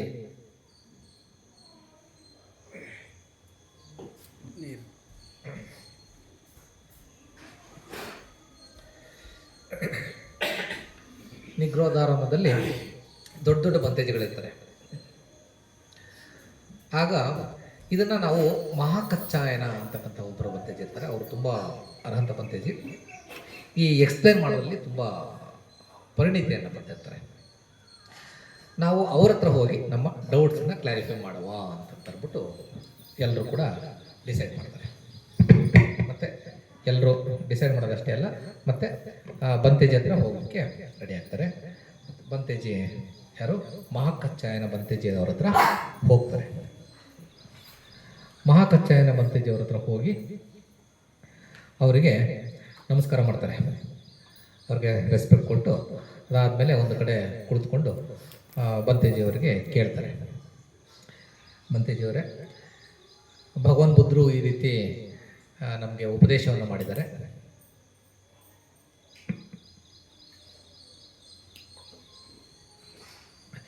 ಈ ಪ್ರಪಂಚದಲ್ಲಿ ಏನೆಲ್ಲ ಕಲಹಗಳಾಗ್ತಾ ಇದ್ದವು, ಯುದ್ಧಗಳಾಗ್ತಾ ಇದ್ದವು, ನಮ್ಮ ಮನಸ್ಸಿನೊಳಗೆ ನಮ್ಮ ಮನಸ್ಸಿನ ಹೊರಗೆ ಏನೆಲ್ಲ ಯುದ್ಧಗಳಾಗ್ತಾ ಇದ್ದವು, ಎಲ್ಲವೂ ಕೂಡ ಆಗ್ತಕ್ಕಂತಹದ್ದು ಈ ಅನುಸಯಗಳಿಂದ, ಟೆಂಡೆನ್ಸೀಸ್ 7 ಅನುಸಯಗಳಿಂದ ಆಗ್ತಾ ಇದ್ದಾವೆ ಅಂತಕ್ಕಂಥದ್ದನ್ನು ನಮ್ಗೆ ಹೇಳಿದ್ದಾರೆ. ಆದರೆ ನಮಗೆ ಅದು ಯಾವ ಥರ ಕೆಲಸ ಮಾಡ್ತವೆ ಅಂತಕ್ಕಂಥದ್ದು ಗೊತ್ತಾಗಲಿಲ್ಲ, ಯಾವ ಥರ ಅದು ಕಲಹಗಳಿಗೆ ಕಾರಣ ಆಗ್ತವೆ ಅಂತಕ್ಕಂಥದ್ದು ಗೊತ್ತಾಗಲಿಲ್ಲ, ಅರ್ಥ ಆಗಲಿಲ್ಲ. ನೀವು ದಯಮಾಡಿ ನಮಗೆ ಡೀಟೇಲ್ ಆಗಿ ಅದನ್ನು ಹೇಳಿಕೊಡಿ ಅಂತ ಅಂದ್ಬಿಟ್ಟು ಕೇಳಿದ್ರು. ಆಗ ಕಚ್ಚಾಯನ ಬಂತೇಜಿಯವರು ಹೇಳ್ತಾರೆ ಅವರಿಗೆ, ಅಲ್ಲ ಬಂಧುಗಳೇ, ನೀವು ಹೇಗೆ ಮಾಡ್ತಾ ಇದ್ದೀರ ಅಂತಂದರೆ, ಒಂದು ಕಾಡಿನಲ್ಲಿ ಒಂದು ದೊಡ್ಡ ಮರದಲ್ಲಿ ಆ ಬುಡವನ್ನು ಹುಡುಕ್ತಾ ಇದ್ದೀರಾ. ದೊಡ್ಡ ಅಂದರೆ ಅದರ ಸ್ಟ್ರಾಂಗೆಸ್ಟ್ ಪಾರ್ಟ್ ಯಾವುದು ಅಂತ ಅಂದ್ಬಿಟ್ಟು ಹುಡುಕ್ತಾ ಇದ್ದೀರಾ. ಆ ಸ್ಟ್ರಾಂಗೆಸ್ಟ್ ಪಾರ್ಟನ್ನು ಹುಡುಕ್ತಾ ನೀವೆಲ್ಲ ಬಂದಿದ್ದೀರಾ ಅಂದರೆ ಕೊಂಬೆಗಳಿಂದ ಬುಡ, ಬೇರಿಂದ ಕಾಂಡದಿಂದ ಕೊಂಬೆಗಳು, ಬ್ರಾಂಚಸ್ಸಿಂದ ಎಲೆಗಳು, ಸಬ್ ಬ್ರಾಂಚಸ್, ಹಾಗೆ ಕೊನೆಗೆ ಎಲೆಗಳು. ಈ ಥರ ನೀವು ಎಲೆಗಳ ಹತ್ರ ಬಂದ್ಬಿಟ್ಟು ಹುಡುಕ್ತಾ ಇದ್ದೀರಾ. ನೀವು ಭಗವಾನ್ ಬುದ್ಧರಿಗೆ ಕೇಳಿದರೆ, ಭಗವಾನ್ ಬುದ್ಧರೇ ತುಂಬ ಅವರು ಇದನ್ನು ಎಕ್ಸ್ಪ್ಲೇನ್ ಮಾಡೋದ್ರಲ್ಲಿ ಅವ್ರಿಗಿಂತ ಶ್ರೇಷ್ಠರು ಬೇರೆ ಯಾರಿಲ್ಲ. ಅದು ತುಂಬ ಚೆನ್ನಾಗಿ ಅದು ಇದನ್ನಿದೆ ಹೇಳ್ತೀನಿ. ಅವ್ರಿಗಿಂತ ಚೆನ್ನಾಗಿ ಎಕ್ಸ್ಪ್ಲೈನ್ ಮಾಡ್ತಕ್ಕಂಥವ್ರು ಇನ್ನೊಬ್ರು ಇರಲಿಲ್ಲ. ಯಾಕೆ ಅಂತಂದರೆ ಭಗವಾನ್ ಬುದ್ಧರು ಅವರು ಸ್ವಯಂ ಸಂಬುದ್ಧರು, ಅಂದರೆ ಅದನ್ನ ಈ ಮುಕ್ತಿಯ ದಾರಿಯನ್ನ ಸಾಕ್ಷಾತ್ಕಾರ ಮಾಡ್ಕೊಂಡಂಥವ್ರು ಸ್ವಯಂ ಅವರೇ. ಅವರು ಸಾಕ್ಷಾತ್ಕಾರ ಮಾಡ್ಕೊಂಡಿರೋದಷ್ಟೇ ಅಲ್ಲ, ಆ ಮುಕ್ತಿಯ ದಾರಿಯನ್ನ ಬೇರೆಯವ್ರಿಗೆ ಯಾವ ಥರ ಹೇಳಬೇಕು, ಯಾವ ಥರ ಹೇಳಿದ್ರೆ ಅವ್ರಿಗೆ ಮುಕ್ತಿ ಸಿಗುತ್ತೆ ಅಂತಕ್ಕಂಥದ್ದನ್ನ ಕರೆಕ್ಟಾಗಿ ಅರ್ಥಂಥವ್ರು. ಅವರು ಸರ್ವಜ್ಞರು, ಅವರು ಬ್ರಹ್ಮ. ಅಂಥ ಒಬ್ಬರನ್ನ ಇಟ್ಕೊಂಡು ಇಲ್ಲೇ ಪಕ್ಕದಲ್ಲೇ ಇಟ್ಕೊಂಡು ನೀವು ಆ ಡೌಟನ್ನು ಕೇಳೋದಕ್ಕೆ ನೀವು ನನ್ನ ಹತ್ರ ಬಂದಿದ್ದೀರಾ ಅಂತ ಅಂದ್ಬಿಟ್ಟು ಕೇಳ್ತಾರೆ. ಆಗ ಎಲ್ಲ ಬಂಧುಜಿಗಳು ಕೂಡ ಇಲ್ಲ, ನಮಗೆ ಆವಾಗ ಸಡನ್ನಾಗಿ ಕೇಳಲಿಕ್ಕೆ ಭಯ ಆಯಿತು, ಔಟ್ ಆಫ್ ರೆಸ್ಪೆಕ್ಟ್. ಹಾಗಾಗಿ ನಾವು ನಿಮ್ಮಿಂದ ಎಕ್ಸ್ಪ್ಲನೇಷನ್ನ ಕೇಳಲಿಕ್ಕೆ ಬಂದಿದ್ದೇವೆ, ದಯವಿಟ್ಟು ನೀವು ನಮಗೆ ಹೇಳ್ಕೊಡಿ ಅಂತ ಅಂದ್ಬಿಟ್ಟು ಕೇಳ್ತಾರೆ. ಆಗ ಮತ್ತೆ ಆಯಿತು ಬನ್ನಿ ನಾನು ಹೇಳ್ತೀನಿ ಅಂತ ಅಂದ್ಬಿಟ್ಟು ಅವ್ರಿಗೆ ಹೇಳ್ತಾರೆ. ಆಮೇಲೆ ಅದನ್ನು ಎಕ್ಸ್ಪ್ಲನೇಷನ್ ಕೊಡಲಿಕ್ಕೆ ಸ್ಟಾರ್ಟ್ ಮಾಡ್ತಾರೆ. ಏನು ಎಕ್ಸ್ಪ್ಲನೇಷನ್ನು ನಾನಾಗಲೇ ಸ್ವಲ್ಪ ಅದ್ರ ಬಗ್ಗೆ ಹೇಳಿದೆ, ಅದನ್ನು ಇನ್ನು ಡೀಟೇಲಾಗಿ ಹೇಳ್ತೀನಿ ಈಗ. ಓಕೆ, ಈ 7 ಟೆಂಡೆನ್ಸೀಸ್ ಏನಿದಾವಲ್ಲ, ಅನುಸಯಗಳು ಯಾವ್ಯಾವುದು? ಮೊದಲನೇದು ಕಾಮರಾಗ ಅನುಸಯ, ಪಟಿಗನ್ನ ಅನುಸಯ, ದಿಟ್ಟಾನುಸಯ, ಭವರಾಗ ಅನುಸಯ, ಮತ್ತು ವಿಚಿಕಿಚ್ಛಾನುಸಯ, ಮಾಣಾನುಸಯ, ಮತ್ತು ಅವಿಜ್ಜಾನುಸಯ. ಓಕೆ, ಈ 7 ಟೆಂಡೆನ್ಸೀಸ್ ಏನಿದಾವಲ್ಲ, 7 ಟೆಂಡೆನ್ಸೀಸು ಹುಟ್ಟತಕ್ಕಂಥದ್ದು ನಮ್ಮಲ್ಲಿ 6 ಇಂದ್ರಿಯಗಳಿದ್ದಾವೆ ಅಲ್ವಾ? 6 ಇಂದ್ರಿಯಗಳು. ಕಣ್ಣಿದೆ, ಕಣ್ಣು ಕಣ್ಣು ಬಿಟ್ಟ ತಕ್ಷಣ ನಮಗೆಲ್ಲ ಏನೇನು ಕಾಣುತ್ತೆ ಎಲ್ಲ ನಮ್ಗೆ ಅರಿವಿಗೆ ಬರಲ್ಲ. ಕಣ್ಣು ಓಪನ್ ಮಾಡ್ತೀವಿ, ಓಪನ್ ಮಾಡಿದಾಗ ಒಂದು ಆಬ್ಜೆಕ್ಟ್ನ ನಮ್ಮ ಕಣ್ಣು ನೋಡುತ್ತೆ. ಅದು ನೋಡಾದ್ಮೇಲೆ ಚಕ್ಕು ವಿಜ್ಞಾನ ಅಂದರೆ ಕಾನ್ಷಿಯಸ್ನೆಸ್ಸು, ಮೈಂಡ್ದು ಕಾನ್ಷಿಯಸ್ನೆಸ್ಸು ಕೆಲಸ ಮಾಡ್ಲಿಕ್ಕೆ ಸ್ಟಾರ್ಟ್ ಮಾಡುತ್ತೆ. ಕಣ್ಣಿರ್ಬೇಕು ಫಸ್ಟು, ನೆಕ್ಸ್ಟು ಒಂದು ಆಬ್ಜೆಕ್ಟ್ ಇರಬೇಕು. ಆಬ್ಜೆಕ್ಟ್ ಇದ್ದಾದಮೇಲೆ ಅದು ಎರಡನ್ನೂ ಕೂಡ ಮನಸ್ಸು ಐಡೆಂಟಿಫೈ ಮಾಡಬೇಕು. ಮನಸ್ಸು ಐಡೆಂಟಿಫೈ ಮಾಡಿದ್ರೆ ಮಾತ್ರನೇ ಕೆಲಸ ಸ್ಟಾರ್ಟ್ ಆಗೋದು. ಇಲ್ಲ, ಎಷ್ಟೊಂದು ನಮಗೆ ಕಣ್ಣು ಮುಂದೆ ಎಷ್ಟೊಂದು ಆಬ್ಜೆಕ್ಟ್ಸ್ ಇದ್ದಾವೆ, ಆದರೆ ಎಲ್ಲನೂ ಕೂಡ ನಮ್ಮ ಕಣ್ಣು ನೋಡಿದ್ರೂ ಕೂಡ ಅದನ್ನು ಕಾನ್ಷಿಯಸ್ ಆಗಲ್ಲ. ನಮಗೆ ಏನು ಬೇಕೋ ಅದನ್ನು ಮಾತ್ರ ಕಾನ್ಷಿಯಸ್ ಆಗುತ್ತೆ. ಯಾಕೆಂದರೆ ಮನಸ್ಸು ಅದಕ್ಕೇನು ಬೇಕೋ ಅದನ್ನು ಅಷ್ಟೇ ತೆಗೆದುಕೊಳ್ತಾ ಇರ್ತದೆ ಪ್ರತಿ ಕ್ಷಣ. ಓಕೆ, ಕಣ್ಣಿದೆ, ಒಂದು ಆಬ್ಜೆಕ್ಟ್ ಇದೆ, ಅದನ್ನು ಮನಸ್ಸು ಐಡೆಂಟಿಫೈ ಮಾಡುತ್ತೆ. ಐಡೆಂಟಿಫೈ ಮಾಡಾದ್ಮೇಲೆ ಏನಾಗುತ್ತೆ, ಇವಿಷ್ಟು ಕಣ್ಣು ಆಬ್ಜೆಕ್ಟು ಮನಸ್ಸು ಐಡೆಂಟಿಫೈ ಮಾಡಾದ್ಮೇಲೆ ಏನಾಗ್ತದೆ, ಸ್ಪರ್ಶ ಆಗುತ್ತೆ. ಇವಿಷ್ಟು ಮಧ್ಯ ಸ್ಪರ್ಶ ಆಗುತ್ತೆ, ಕಾಂಟ್ಯಾಕ್ಟ್ ಆಗುತ್ತೆ. ಸಳಾಯತನಗಳು ಅಂತಂದರೆ ಬೇಸಿಕಲಿ ಸಳಾಯತನ ಅಂದರೆ ಈ ಇಂದ್ರಿಯ ವಸ್ತುಗಳು. ಓಕೆ, ಅವಿರೋದ್ರಿಂದ ಆ ಆಬ್ಜೆಕ್ಟ್ ಜೊತೆಗೆ ಕಾಂಟ್ಯಾಕ್ಟ್ ಬಂದಾಗ ಅಲ್ಲಿ ಫಸ್ಟ್ ಅಂದರೆ ಕಾಂಟ್ಯಾಕ್ಟ್ ಆಗುತ್ತೆ. ಕಾಂಟ್ಯಾಕ್ಟ್ ಆದಾಗ ಏನಾಗುತ್ತೆ, ಒಂದು ಸಲ ಕಾಂಟ್ಯಾಕ್ಟ್ ಆಯಿತು ಅಂದರೆ ಏನಾಗುತ್ತೆ, ಒಂದು ಫೀಲಿಂಗ್ ಬರುತ್ತೆ, ವೇದನ ಬರುತ್ತೆ ಅಲ್ವಾ?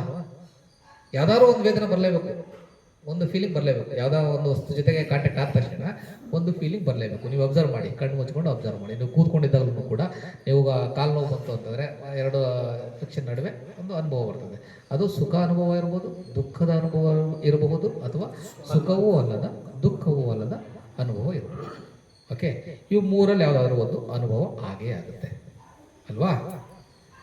ಯಾವಾಗ ಈ ಅನುಭವ ಈ ಸ್ಪರ್ಶದಿಂದ ಈ ಅನುಭವ ಬರುತ್ತೋ, ಅಂದರೆ ಫೀಲಿಂಗ್ ಬರುತ್ತೋ, ಆಗ ಮತ್ತೆ ಮನಸ್ಸು ಏನು ಮಾಡುತ್ತೆ, ಆ ಅನುಭವವನ್ನು ಹಿಡ್ಕೊಂಡು ಗ್ರಹಿಸಲಿಕ್ಕೆ ಸ್ಟಾರ್ಟ್ ಮಾಡುತ್ತೆ.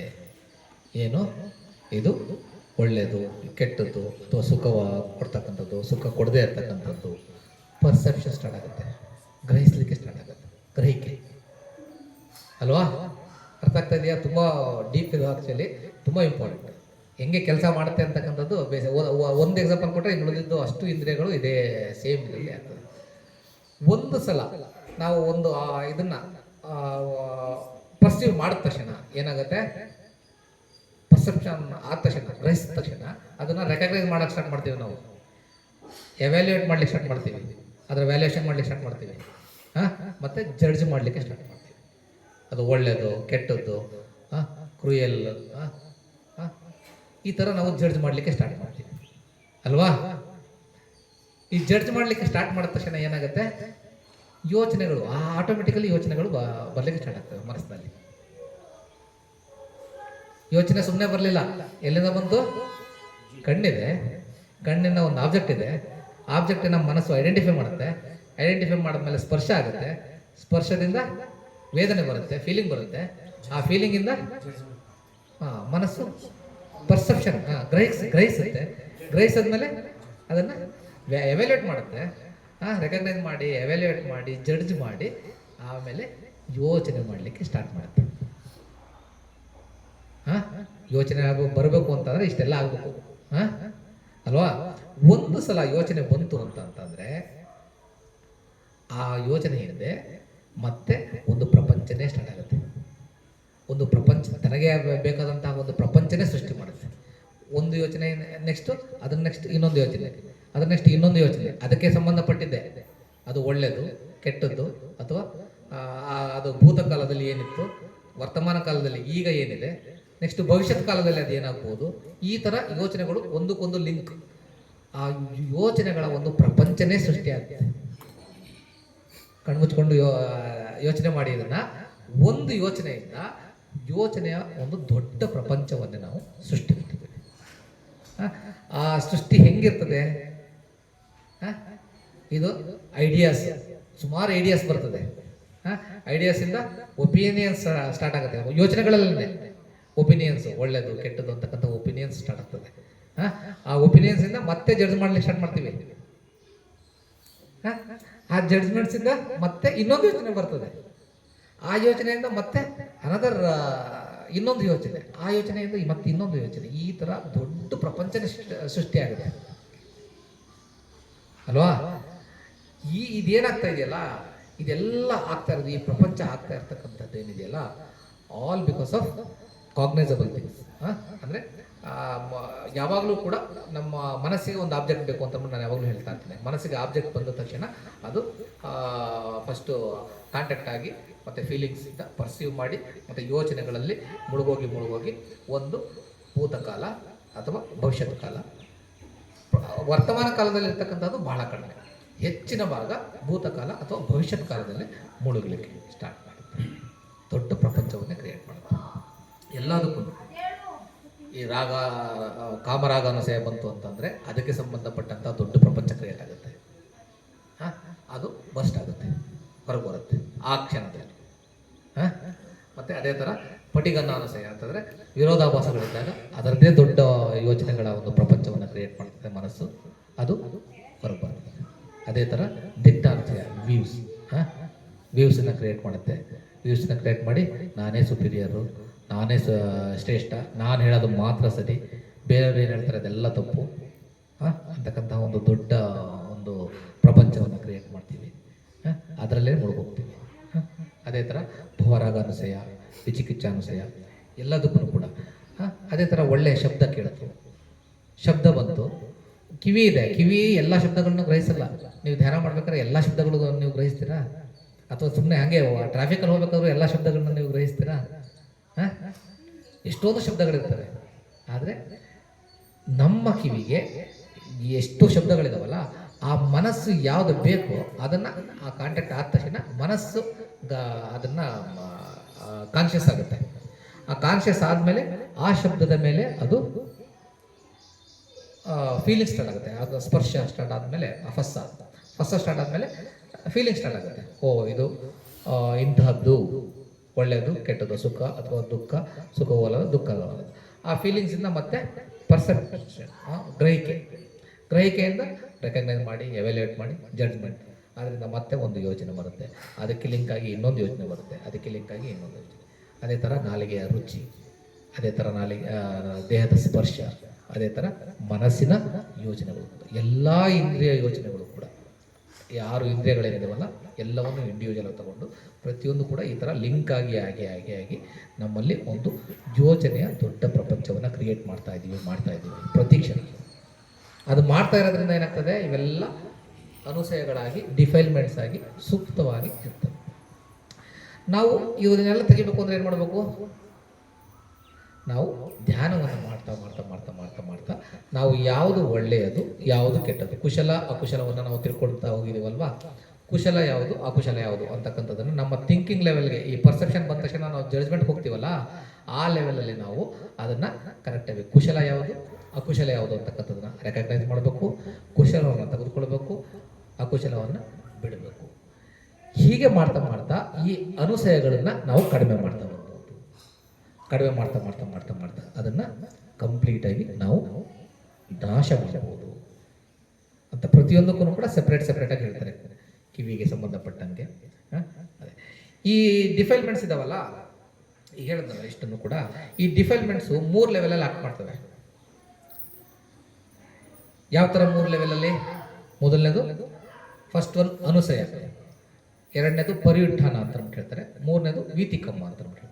ಅನುಸಯ ಅಂತಂತಂದ್ರೆ ಆಗಲೇ ಹೇಳಿದೆ, ಅನುಸಯ ಅಂದರೆ ಡಾರ್ಮೆಂಟ್ ಸ್ಟೇಟ್, ತುಂಬ ಸೂಕ್ತವಾದ ಒಂದು ಸ್ಥಿತಿಯಲ್ಲಿ ಇರ್ತಕ್ಕಂತಹ ಸ್ಟೇಟ್. ಇಷ್ಟು ಕೂಡ ಸೂಕ್ತವಾಗಿರ್ತವೆ. ಆಗಲೇ ನಾನು ಹೇಳಿದೆ, ನೀವೆಲ್ಲ ಧ್ಯಾನ ಮಾಡ್ಬೇಕಾದ್ರೆ ಬಹಳ ಪ್ರಶಾಂತವಾಗಿದ್ರಿ, ಏನಾದ್ರು ಡಿಸ್ಟರ್ಬೆನ್ಸ್ ಆದ ತಕ್ಷಣ ರಿಯಾಕ್ಟ್ ಮಾಡ್ತೀವಿ ಮನಸ್ಸು. ಸೂಕ್ತವಾಗಿತ್ತು, ಬಟ್ ಇಮಿಡಿಯೇಟಾಗಿ ಒಂದು ಕೋಪದಿಂದನೋ ಅಥವಾ ಬೇರೆ ಯಾವುದರಿಂದನೋ ರಿಯಾಕ್ಟ್ ಮಾಡ್ತಲ್ಲ, ಅದು ಆಟೋಮೆಟಿಕಲಿ ಬರ್ತದೆ, ಅದು ಸೂಕ್ತವಾಗಿರೋದು. ಆ ರಿಯಾಕ್ಟ್ ಮಾಡೋದಕ್ಕೆ ಮುಂಚೆ ಏನಾಗಬೇಕು? ಆಕ್ಟಿವೇಟ್ ಆಗಬೇಕು ಮನಸ್ಸು. ಆ ಆಕ್ಟಿವೇಟ್ ಆಗ್ತಕ್ಕಂಥದ್ದು ಪರಿಯುತ್ಥಾನ ಅಂತ ಅಂದ್ಬಿಟ್ಟು ಹೇಳ್ತೀವಿ.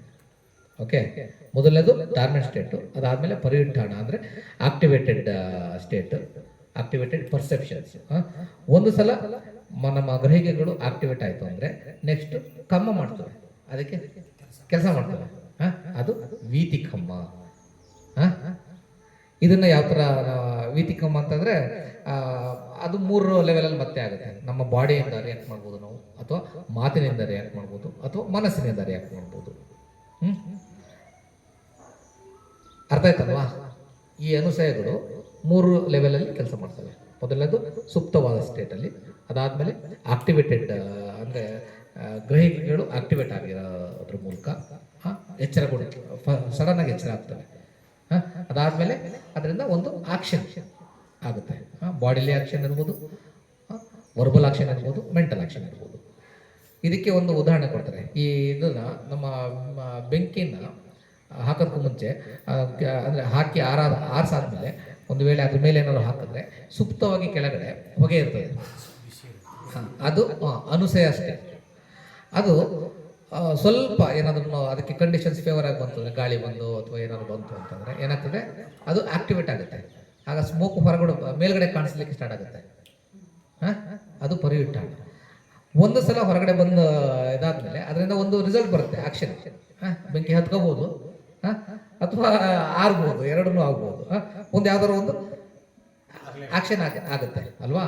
ಈ ಥರ 3 ಹಂತದಲ್ಲಿ ಇವು 3 ಕೂಡ ನಮ್ಮಲ್ಲಿ ಕೆಲಸ ಮಾಡ್ತಾ ಇದ್ದಾವೆ, ಪ್ರತಿ ಕ್ಷಣ ಕೆಲಸ ಮಾಡ್ತಾ ಇದ್ದಾವೆ ಅಂತ ಅಂದ್ಬಿಟ್ಟು ಅವರು ಹೇಳ್ತಾರೆ.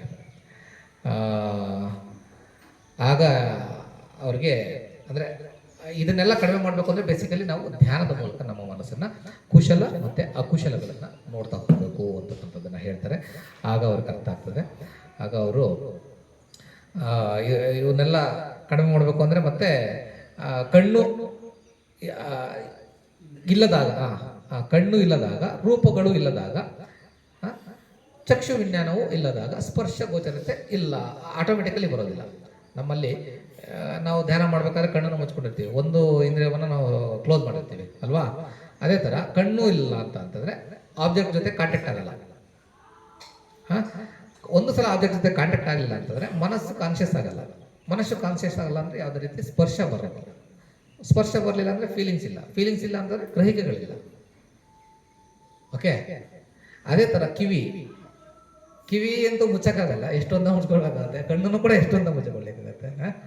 ಒಂದು ವೇಳೆ ಕಿವಿಯನ್ನು ನಾವು ಧ್ಯಾನದಲ್ಲಿ ಅಂದರೆ ನಮಗೆ ಬೇಕಾದಂತಲೇ ಧ್ಯಾನ ಮಾಡ್ತಾ ಮಾಡ್ತಾ ಕಂಟ್ರೋಲ್ ಪಡ್ಕೊಳ್ಬೋದು. ಧ್ಯಾನ ಮಾಡ್ತಾ ಮಾಡ್ತಾ ಮಾಡ್ತಾ ಆ ಶಬ್ದಗಳನ್ನು ಕೂಡ ಕಡಿಮೆ ಮಾಡ್ತಾ ಬರ್ತದೆ. ಈಗೆಲ್ಲ ಎಷ್ಟೊಂದು ಶಬ್ದಗಳನ್ನ ಗ್ರಹಿಸ್ತಾ ಇರ್ತೀವಿ.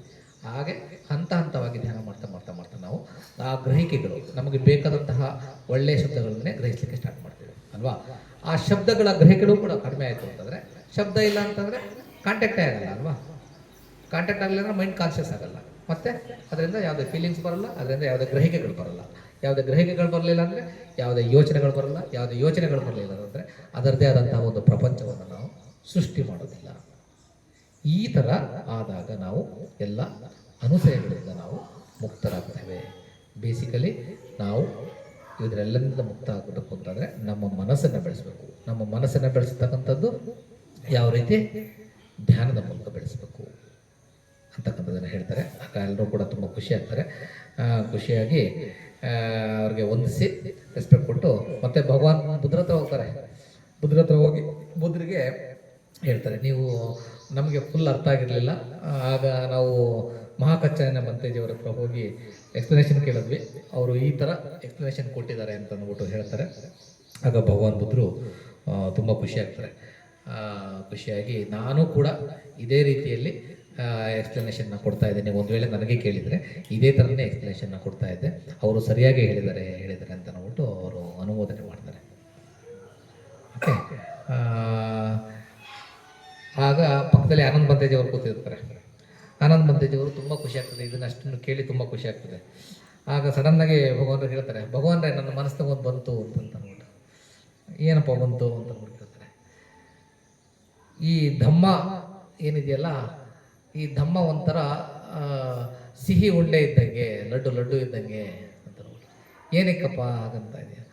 ನೀವು ಯಾವುದೇ ಆ್ಯಂಗಲಿಂದ, ನೀವು ಯಾವುದೇ ಥರದಲ್ಲೂ ಕೂಡ ಈ ಧಮ್ಮವನ್ನು ಬೇರೆ ಬೇರೆ ಥರದಲ್ಲಿ, ಇದೆಲ್ಲ ಬೇರೆ ಬೇರೆ ಥರದಲ್ಲಿ ವಿಚಾರಗಳು ಹೇಳಿರೋದಲ್ವ, ಯಾವ ಥರದಲ್ಲಿ ಧಮ್ಮವನ್ನು ಹೇಳಿದ್ರು ಕೂಡ ಯಾವುದೇ ಭಾಗದಲ್ಲಿ ನಾವು ಅದನ್ನು ಕರೆಕ್ಟಾಗಿ ಅರ್ಥ ಮಾಡಿಕೊಂಡ್ರೆ, ಅದನ್ನು ಗ್ರಹಿಸಿ ಕರೆಕ್ಟಾಗಿ ಅರ್ಥ ಮಾಡಿಕೊಂಡ್ರೆ ಅದರಿಂದ ಸುಖವೇ ಸಿಗ್ತದೆ, ಅದರಿಂದ ಸಿಹಿಯೇ ಸಿಗ್ತದೆ. ಹಾಗಾಗಿ ಇದು ಏನು, ಇದು ಮಧುಪಿಂಡಿಕ ಅಂದರೆ ಈ ಲಡ್ಡು, ಜೇನಿನ ಒಂದು ಇದರಿಂದ ಸವಿ ಏನಿರ್ತದಲ್ಲ ಆ ಥರ ನನಗೆ ಅನ್ನಿಸ್ತಾ ಇದೆ ಅಂತ ಹೇಳ್ತಾರೆ. ಹೌದು, ನೀನು ಸರಿಯಾಗಿ ಹೇಳ್ತಾ ಇದ್ದೆ ಅಂತ ಅಂದ್ಬಿಟ್ಟು ಭಗವಂತನಿಗೆ ಹೇಳ್ತಾರೆ. ಆಗ ಮತ್ತೆ ಕೇಳ್ತಾರೆ ಅನ್ನೋ ಬಂದಿದ್ದೆ, ಈ ಸುತ್ತಕ್ಕೆ ಏನಾದರೂ ಒಂದು ಹೆಸರನ್ನ ಕೊಡಿ ಬಂದೆ ಅಂತ ಅಂದ್ಬಿಟ್ಟು ಕೇಳ್ತಾರೆ. ನೀನೇ ಹೇಳ್ದಲ್ಲಪ್ಪ ಮಧುಪಿಂಡಿಕ ಅಂತ ಅಂದ್ಬಿಟ್ಟು, ಅದನ್ನೇ ಈ ಸುತ್ತದ ಹೆಸರು ಮಧುಪಿಂಡಿಕ ಸುತ್ತ ಅಂತ ಅಂದ್ಬಿಟ್ಟೇ ಇಡು ಅಂತ ಅಂದ್ಬಿಟ್ಟು ಹೇಳ್ತಾರೆ. ಹಾಗೆ ಇದು ಸಿಹಿ ಉಂಡೆ ಸುತ್ತ ಅಥವಾ ಮಧುಪಿಂಡಿಕ ಸುತ್ತ, ಮಜ್ಜಿಮ ನಿಕಾಯ ಸಂಪುಟ 1, ಸುತ್ತದ ಸಂಖ್ಯೆ 18. ಓಕೆ, ಇದು ಅರ್ಥ ಆಯ್ತಲ್ವಾ? ಈ ಪ್ರಪಂಚದಲ್ಲಿ ಏನೆಲ್ಲ ಕಲಹಗಳಾಗ್ತಾ ಇದ್ದಾವೆ ಎಲ್ಲವೂ ಕೂಡ ಈ 7ರಲ್ಲೇ ಇರ್ತಕ್ಕಂಥದ್ದು. ಇವತ್ತೊಂದು ದಿನ ನಮ್ಮಲ್ಲಿ, ನಮ್ಮ ದೇಶದಲ್ಲಿ ಆಗ್ತಕ್ಕಂತಹ ಈ ಧಾರ್ಮಿಕ ಕಲಹಗಳಿರ್ಬೋದು, ಜಾತಿ ಕಲಹಗಳಿರ್ಬೋದು, ಎಲ್ಲವನ್ನೂ ಕೂಡ ನೋಡಿ ಈ 7ರೊಳಗಡೆನೆ ಬರ್ತವೆ ಎಲ್ಲವೂ ಕೂಡ. ಇವತ್ತಿನ ದಿನ ಏನು ಪಾಕಿಸ್ತಾನದ ಮೇಲೆ ನಾವು ದ್ವೇಷ ಮಾಡೋದು, ಅಕ್ಕಪಕ್ಕದ ಬಾಂಗ್ಲಾದೇಶದ ಮೇಲೆ ದ್ವೇಷ ಮಾಡೋದಿರ್ಬೋದು, ಅಥವಾ ರಷ್ಯಾ ಯುಕ್ರೇನ್ ಯುದ್ಧಗಳಿರ್ಬೋದು, ಅಥವಾ ಇಸ್ರೇಲ್ ಗಾಜಾ ಯುದ್ಧಗಳಿರ್ಬೋದು, ಅವೆಲ್ಲ ಏನಾಗ್ತಾ ಇದ್ದಾವಲ್ಲ, ಇವೆಲ್ಲ ಏನಕ್ಕಾಗ್ತಾ ಇದ್ದಾವೆ ಅಂತಂದರೆ ಮನಸ್ಸಿನಲ್ಲಿ ಸೃಷ್ಟಿ ಮಾಡ್ಕೊಂಡಿರ್ತಕ್ಕಂಥದ್ದು ದೃಷ್ಟಿಕೋನಗಳು.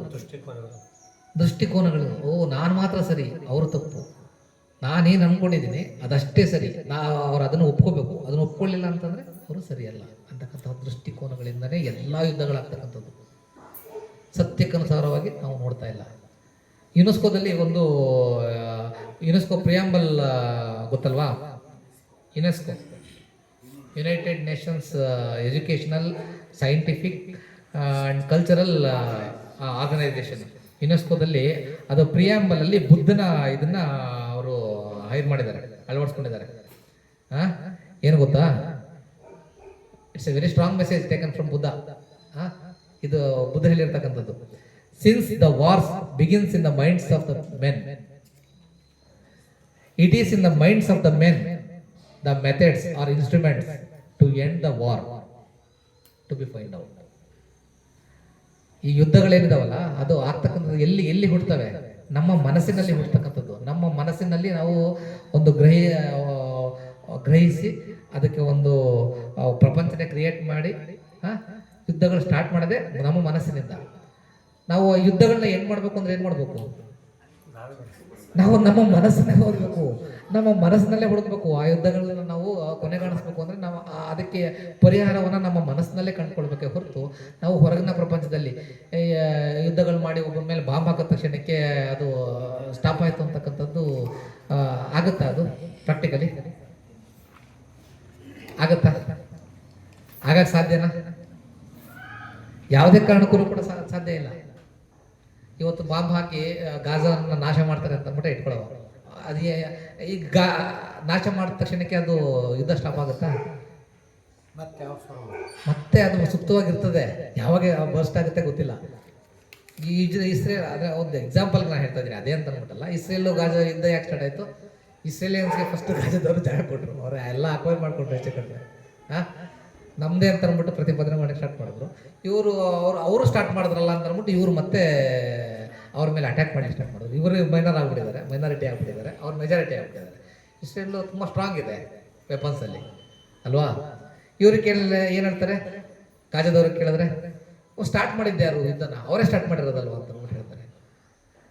ಆದರೆ ಇವ್ರೇನು ಪ್ರತಿಕ್ರಿಯೆ ಮಾಡ್ತಿದ್ದಾರೆ? ಇವರು ಕೂಡ ನಾವು ಕೂಡ ಅದು ಅವ್ರನ್ನ ಸಾಯಿಸ್ತೇವೆ, ಸಾಯಿಸೋದು ನಾವು ಸಾಯಿಸ್ತಾ ಇರ್ತಕ್ಕಂಥದ್ದು ಸರಿ ಅಂತಕ್ಕಂಥದ್ದು ಅವರ ಪ್ರತಿಪಾದನೆ ಅಲ್ವಾ? ಇವರು ಕೂಡ ಅದನ್ನೇ ಮಾಡಿದ್ರೆ ಯುದ್ಧ ಎಂಡಾಗುತ್ತಾ? ಎಂಡಾಗ್ಲಿಕ್ಕೆ ಸಾಧ್ಯನೇ ಇಲ್ಲ. ಭಗವಾನ್ ಬುದ್ಧರದ್ದು ಧಮ್ಮಪದದಲ್ಲಿ 5ನೇ ಸೂತ್ರದಲ್ಲಿ ಏನು ಹೇಳ್ತಾರೆ? ನಹಿ ವೇರಾನಿ ನಹಿ ವೇರೇನ ವೇರಾನಿ ಸಂಬಂತಿದ ಕುದಾಚನ ಅವೇರಾನ ಚಕ್ಕಮ್ಮಂತ ಸಂಬಂಧಿ ಏಸದಮ್ಮು ಸನಂತನು ಅಂತಂದರೆ ಯಾವತ್ತೂ ಕೂಡ ವೈರತ್ವದಿಂದ ವೈರತ್ವ ನಾಶ ಆಗೋದಿಲ್ಲ, ಸಾಧ್ಯನೇ ಇಲ್ಲ. ವೈರತ್ವವನ್ನು ನಾವು ನಾಶ ಮಾಡಬೇಕು ಅಂದರೆ ಮೈತ್ರಿಯಿಂದ ಮಾತ್ರ ಸಾಧ್ಯ. ಯಾವುದೇ ಯುದ್ಧಗಳಿರ್ಬೋದು, ಮನಸ್ಸಿನ ಯುದ್ಧಗಳಿರ್ಬೋದು, ಹೊರಗಡೆ ಯುದ್ಧಗಳಿರ್ಬೋದು, ಅದನ್ನು ನಾವು ನಾಶ ಮಾಡಬೇಕು ಅಂತಂತಂದರೆ ಅದಕ್ಕೆ ಮೈತ್ರಿಯನ್ನು ಕೊಟ್ಟರೆ ಮಾತ್ರನೇ ಯುದ್ಧಗಳನ್ನು ನಾಶ ಮಾಡಲಿಕ್ಕೆ ಸಾಧ್ಯ.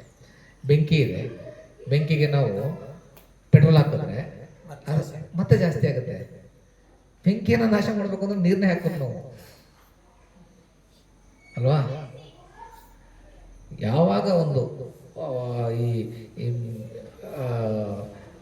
ದ್ವೇಷಗಳು ಇರ್ಬೋದು, ದ್ವೇಷಗಳು ಕೂಡ ಮನಸ್ಸಲ್ಲಿ ಆಗ್ತಕ್ಕಂತಹ ಯುದ್ಧಗಳು, ನಮ್ಮ ಮನಸ್ಸನ್ನು ನಾವು ಗ್ರಹಿಸಿರ್ತಕ್ಕಂತಹ ಪರ್ಸೆಪ್ಷನ್ಸ್ ನಡುವೆ ಆಗ್ತಾ ಇರ್ತಕ್ಕಂತಹ ಯುದ್ಧಗಳು. ಸೊ ನಾವು ನಮ್ಮ ಮನಸ್ಸಿನ ಯುದ್ಧಗಳನ್ನ ಫಸ್ಟ್ ಗೆಲ್ಲಬೇಕು. ಹಾಗಂದ ಮಾತ್ರಕ್ಕೆ ಈಗ ನಮ್ಗೆ ಯಾರೋ ಬಂದ ಅಟ್ಯಾಕ್ ಮಾಡ್ದ, ಇವತ್ತಿನ ಸೊಸೈಟಿನಲ್ಲಿ ಆಗುತ್ತೆ. ಅವ್ನು ಬಂದ ತಕ್ಷಣ ನಾನು ತುಂಬ ಕಂಪ್ಯಾಸಿನೇಟ್ ಅಪ್ಪ, ನಾನು ಬುದ್ಧರ ಅನುಯಾಯಿ, ನಾನು ಇನ್ನೇನು ಹೊಡ್ಕೊಬಿಡು ಅಂತ ಅಂದ್ಬಿಟ್ಟು ಆ ಥರ ಅರ್ಥದಲ್ಲಿ ಹೇಳಿದಾರ? ಇಲ್ಲ. ನಾವು ಪ್ರಜ್ಞಾಪೂರ್ವಕವಾಗಿ ನಾವು ಆ ಸಂದರ್ಭದಲ್ಲಿ ನಾವು ನಮ್ಮನ್ನು ಯಾವ ಥರ ರಕ್ಷಣೆ ಮಾಡ್ಕೋಬೇಕು, ಅದೇ ಥರ ನಮ್ಮ ಎದುರಾಳಿ ಅವನನ್ನು ಯಾವ ಥರ ರಕ್ಷಿಸಬೇಕು ಅಂತಕ್ಕಂಥದ್ದನ್ನು ಕೂಡ ನಾವು ಯೋಚನೆ ಮಾಡಬೇಕು. ಯೋಚನೆ ಮಾಡಿ ನಮ್ಮನ್ನು ರಕ್ಷಣೆ ಮಾಡ್ಕೋಬೇಕು, ಅವನನ್ನು ಕೂಡ ಆ ಒಂದು ದುಷ್ಟ ಒಂದು ಇದರಿಂದ ಅವನನ್ನು ಕೂಡ ರಕ್ಷಣೆ ಮಾಡಲಿಕ್ಕೆ ನಾವು ಪ್ರಯತ್ನ ಮಾಡಬೇಕು. ಓಕೆ, ಯಾರು ಹೊಡಿತಾನೆ ಅಂತಂದ್ರೆ ನಾವು ಅದನ್ನು ಸ್ಟಾಪ್ ಮಾಡಲಿಕ್ಕೆ ನಮ್ಮಲ್ಲಿ ಏನೇನು ಪ್ರಯತ್ನಗಳಿದ್ದಾವೆ ಅದನ್ನು ಸ್ಟಾಪ್ ಮಾಡಲಿಕ್ಕೆ ಖಂಡಿತವಾಗ್ಲೂ ನಾವು ಪ್ರಯತ್ನ ಪಡಬೇಕು. ಹೊಡೆಸ್ಕೊಂಡು ಸರಿ ಅಪ್ಪ ಆಯಿತು ಅಂತಕ್ಕಂಥದ್ದಲ್ಲ ನಮ್ಮ. ಅದನ್ನೇ ಹೇಳೋದು ಭಗವಾನ್ ಬುದ್ಧರು ಹೇಳ್ತಕ್ಕಂಥದ್ದು ಮಧ್ಯಮ ಮಾರ್ಗ, ಮಧ್ಯಮ ಪಡಿತದ. ಓಕೆ, ಮಧ್ಯಮ ಮಾರ್ಗವನ್ನು ನಾವು ಅನುಸರಿಸಬೇಕು. ನಾವು ಚೆನ್ನಾಗಿರ್ಬೇಕು, ನಮ್ಮ ಎದುರಾಳಿನೂ ಕೂಡ ಅವನಿಗೆ ಯಾವ ಥರ ನಾನು ಹೆಲ್ಪ್ ಮಾಡ್ಬೋದು ಅಂತಕ್ಕಂಥದ್ರ ಬಗ್ಗೆನೂ ಕೂಡ ನಾನು ಯೋಚನೆ ಮಾಡಬೇಕು. ಆಗಷ್ಟೇ ನಾವು ಸರಿಯಾದ ರೀತಿಯಲ್ಲಿ ಮನಸ್ಸನ್ನು ಬೆಳೆಸಲಿಕ್ಕೆ ಸಾಧ್ಯ. ಆಯ್ತಾ? ಇಷ್ಟನ್ನು ಹೇಳ್ತಾ ಇವತ್ತಿನ ಒಂದು ಧಮ್ಮ ಪ್ರವಚನವನ್ನು, ಮಧುಪಿಂಡಿಕ ಸೂಕ್ತವನ್ನು ನಾನು ಮುಗಿಸ್ತೇನೆ. ಎಲ್ಲರಿಗೂ ಕೂಡ ಬುದ್ಧ ಧಮ್ಮ ಸಂಘದ ಬಾಬಾ ಸಾಹೇಬರ ಆಶೀರ್ವಾದ ಸದಾ ಇರಲಿ ಅಂತ ಅಂದ್ಬಿಟ್ಟು ಹೇಳ್ತಾ ನಾನು ಇವತ್ತಿನ ಧಮ್ಮ ಪ್ರವಚನವನ್ನು ಮುಕ್ತಾಯ ಮಾಡ್ತೇನೆ.